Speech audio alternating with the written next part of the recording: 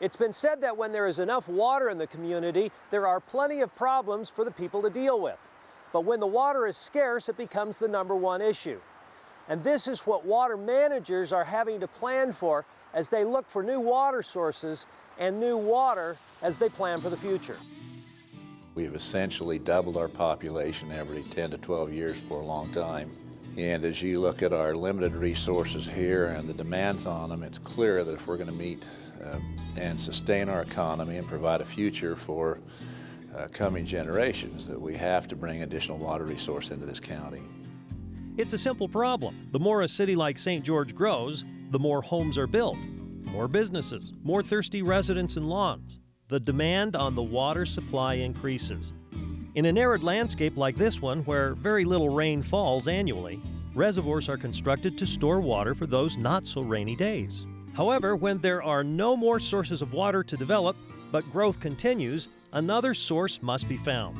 So community leaders are looking to tap into a body of water that already exists, but is over 100 miles away, Lake Powell. It is a pipeline project for the most part, which would take water out of Lake Powell, bring it in a large pipeline into Washington County and into our existing water infrastructure system. We've looked at lots of other options. We've looked at going up into the middle of the state and importing water, and it was our view as we analyzed that Lake Powell was a much more secure source of water and would be far less controversial than trying to import water out of some of the northern water basins. The Colorado River Compact was signed in 1922 and divided the water of the river between the upper division states of Utah, Colorado, New Mexico, and Wyoming, with the lower division states of Nevada, Arizona, and California. The upper and lower each enjoy about 50% of the water from the river, which of course includes Lake Powell as the major repository. Utah currently uses about 28% of the total upper basin allotment. The pipeline would draw more water than Utah usually claims, which makes the other states downstream a little nervous. Leaders in favor of the project argue that the water belongs to Utah in the first place and should be used here for the good of growing communities.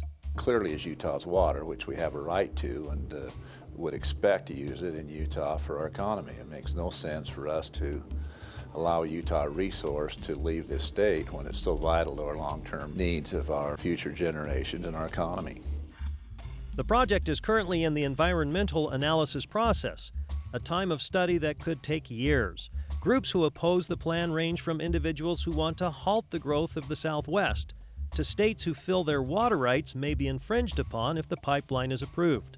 Local community leaders are hoping for a decision sometime in 2013, which would allow for construction to begin. If this timetable holds, the project could be completed sometime in the next 10 to 12 years.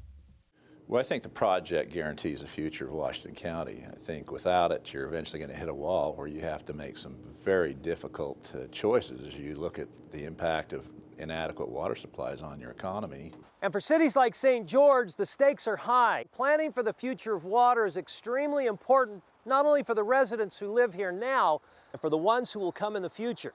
For the county seat, I'm Dan Pope.